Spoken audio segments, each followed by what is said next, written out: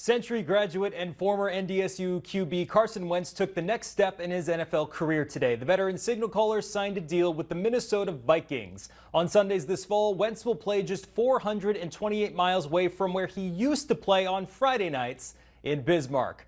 Wentz's previous stop in the NFL was with the Kansas City Chiefs and noted offensive mastermind Andy Reid. The 32-year-old Wentz grew up a Vikings fan and now joins them to back up J.J. McCarthy after a workout held this weekend.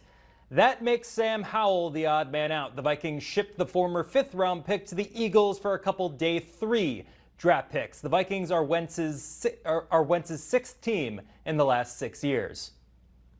The newly formed 9-man football Region 4 had somewhat of a coaching carousel this past offseason. Veteran Napoleon Gackle Streeter head coach Kelly McCleary is no longer with the program. McCleary was replaced by his former assistant and former player Jamison Fettig.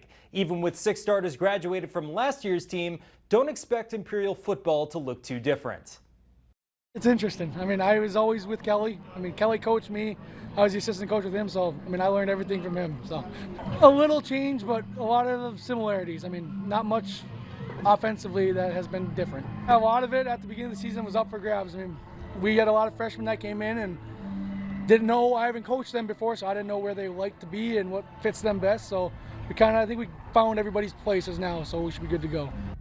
One of those 6 starters that graduated was quarterback Tristan Schaffner. Junior Bryce Schneider looked solid in his first start as QB1 as the Imperials took down Beach 42-6. The next test for Napoleon is the new and improved Kidder County. The Wolves also opened the season with a win yesterday. Our newly revamped Under the Lights coverage isn't the only thing we've had cooking. We're starting this football season off with a bang. Tomorrow on KFYR Plus, be sure to check out the premiere episode of The Dakota Drive, hosted by sports director Luke Gamble. It will air for free every Monday from 2 to 3 p.m. Central Time on KFYR Plus. The show will have in-depth conversations with coaches and athletes from around the state. And it starts off with a bang. UND head football coach Eric Schmidt is scheduled to be the first guest tomorrow afternoon.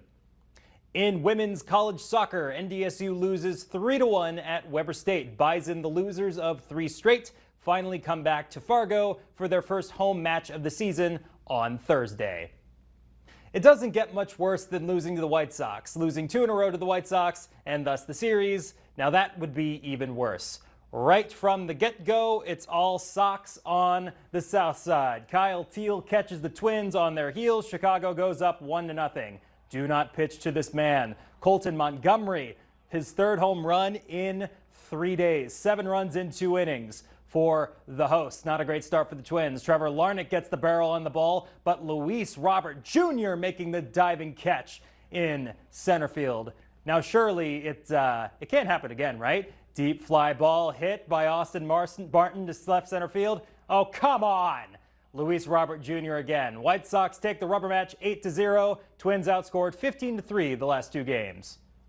The Brewers' MLB leading season is brought down by one painful reality. The great broadcaster and Baseball Hall of Famer Bob Uecker is no longer with us. The Brewers held a celebration of life at their game this afternoon. Every Milwaukee player and coach wore Uke on their back. Mr. Baseball was the voice of the Brewers for 54 years. He called over 8,000 games over his storied career. To make the celebration all the more special, American Family Field was sold out as the Brewers took on the Giants. We'll be right back after this.